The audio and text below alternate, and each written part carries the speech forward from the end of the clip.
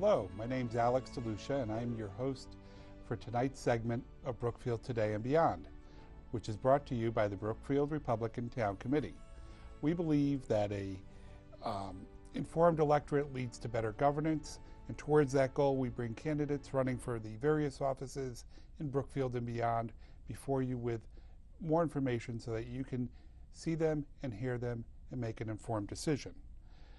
If you have any questions, we encourage you to send them to www.brookfieldgop.com or to our candidates directly. In this case, you could go to the website http://repscribner.com. With that, I bring you Representative David Scribner, candidate Thank for you, re-election. Alex. Pleasure to be here with you tonight. My pleasure. David, I'd like to start. Why don't you tell our people a bit about your background and what makes you qualified for re-election today? Thank you. First of all, I'm very proud to be a native of Brookfield. I was raised in the town of Brookfield, educated there, made a conscious decision to settle my family there. And my wife actually is a native of Bethel. And so she grew up there. Her family is still in Bethel. And so uniquely, I have a strong level of familiarity with both the communities that I serve. And on top of that, I have served them and been reelected proudly by the electors of both Bethel and Brookfield the last 6 terms. So I seek their support again this year. I look forward to returning to Hartford to use the experience and knowledge that I've gained there to the best benefit to the people that I do serve. Now, you were endorsed by both the Republican and the Independent parties, and there is no Democratic challenger. Is that correct? That is correct. Great. Well, why don't you tell people a bit about, you have some unique work experience that I think also, you're not an attorney if my memory is correct. That is correct. Banker by training? I am. My professional background is in banking. I worked for several banks, concluding my banking career as a vice president of corporate banking, a statewide position that I held for a large Connecticut-based commercial bank. And I think that's all part of what led me towards the areas that I've gotten involved in Hartford. I've served on finance, revenue, and bonding for all 12 years that I've been there, and I also serve on the general bonding committee as well as the transportation bonding committee. And in that capacity, I really have a lot of involvement in working on the state's tax policy as well as all of its revenue streams and its borrowing. Well, I know that one of the issues that you feel very strongly about is what you would define as the state budget crisis. So why don't we start by talking a bit about the crisis faced by the state of Connecticut with the spending that's going on up in Hartford? There's no doubt in my mind that right now, first and foremost, the greatest responsibility of the state legislature is to address the state's current fiscal crisis. And when I say that, it's not a matter of embellishing the situation. It truly is probably the most significant crisis that the state of Connecticut has faced since the Great Depression. This past year, when we adopted a budget, which was created solely by the majority that's in place in the legislature, and it was signed into law without the governor's support. The budget really was based on mostly one-time revenue sources to balance it. We watched many of our significant sources of revenue dry up during the stock market hit that took place 2 years ago. And a lot of that revenue has not returned. The state doesn't have a long-term plan in place from a budgetary standpoint to replace those significant sources of revenue that have been lost. And so what they've done is actually borrowed money to balance operating expense, which in my view is not a fiscally sound or responsible approach to creating a budget. It's not sustainable. We know right now the next 2 years under the current spending pattern and the revenue pattern that are in place, we are faced with between $3.5 and $4 billion deficit in each of the next 2 budget years. That's a huge figure, and one of the bigger problems with that is that we know we've already used all the one-time sources of revenue to create the current budget. We don't have those to turn to. So we're starting this deficit period without those one-time sources and no plan in place as to how we're going to pay down the debt, how we're going to continue the spending pattern. As you look at what we're dealing with in Hartford, how do you see us overcoming this challenge? What's the best solution? First and foremost, the state, the legislature in the budget creation process has to take a serious look at the appropriations side. We've been on this spending spree for far too long. The state of Connecticut can no longer afford it. We benefited significantly and had surpluses from the mid-90s until the last couple of years, in large part because of capital gains on people's personal income. That area of revenue has really dried up, and the most significant portion of that has come from Fairfield County.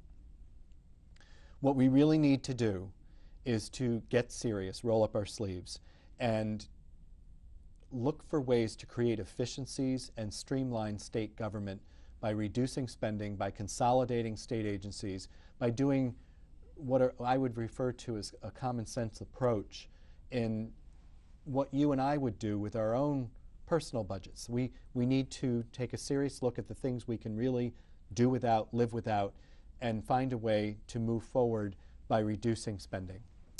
It always seems so difficult. I mean, if you ask me, do I believe in helping young families? The answer is yes. When you ask me, do I believe in helping the elderly? I would say yes. What are some of the challenges we're going to face in terms of lobbying as you try to get the budget cut?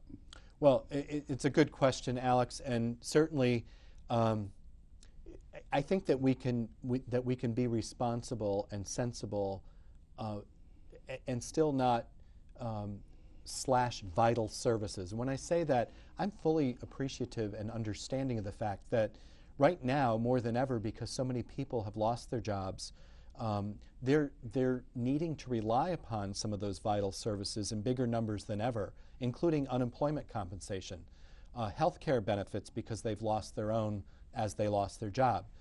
I'm not advocating that we slash those programs for those most in need, but there is a lot of waste in state spending that can be dramatically reduced and still allow us to provide the vital services that are so necessary to the people that are in the most need.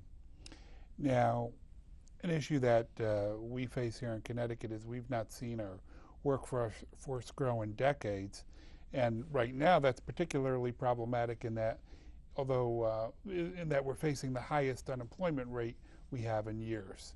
What do you see as plans, or what can we do to improve the job situation here in Connecticut? Well, one of the things we have to do is identify why it is that Connecticut is losing jobs. And from all of the business leaders that I've spoken with on a statewide basis, it always comes back to the fact that they can't afford to continue doing business here. The financial crisis that Connecticut is in right now is not unique to Connecticut. It's certainly not only a nationwide, but it's a global recession that we're faced with. That makes our opportunities to be more competitive even greater as I look at it.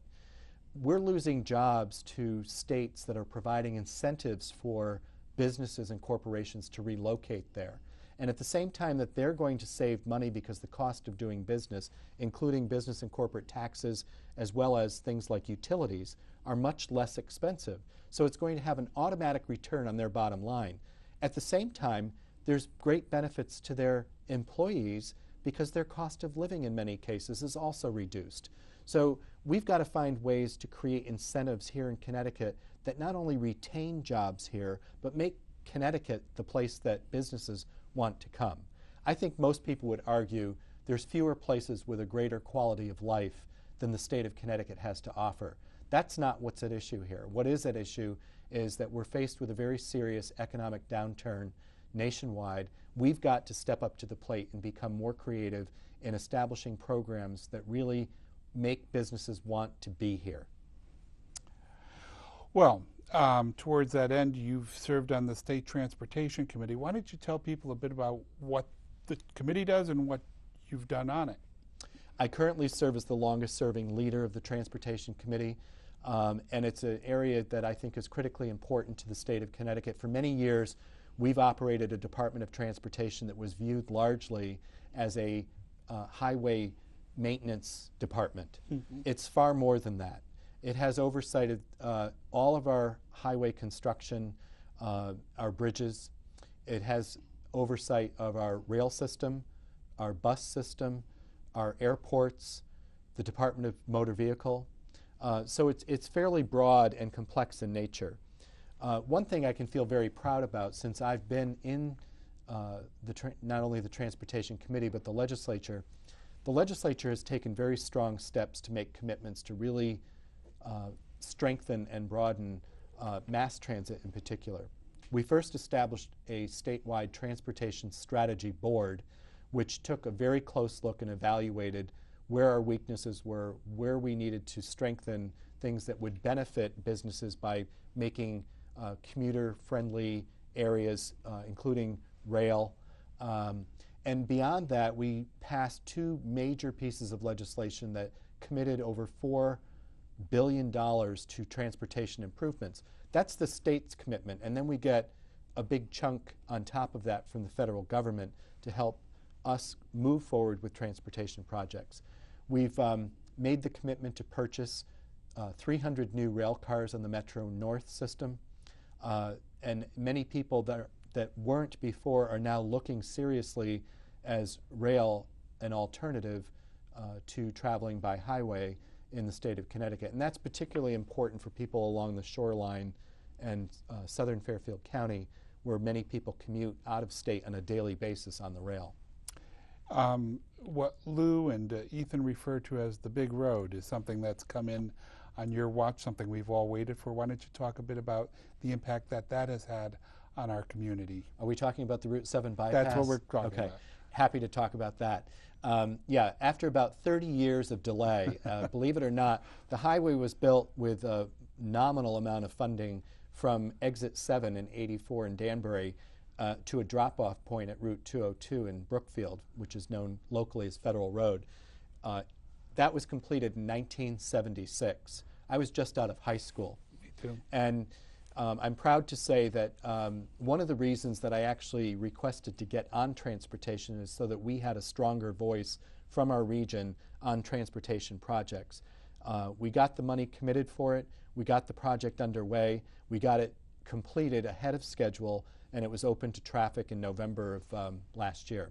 So everywhere I go, I hear really positive comments about the people that have to travel that stretch of road on a daily basis to commute back and forth between Litchfield County and Fairfield County. We have effectively relieved significant traffic congestion from the Four Corners area of Brookfield. We now have to make a commitment to work with that area, and locally there's a lot of plan underway to help improve that and make it an area that will become a destination for people to shop, to dine, to browse, and become a town center district, if you will, which I think will be a great enhancement to not just Brookfield itself, but the greater Midwestern area of Connecticut.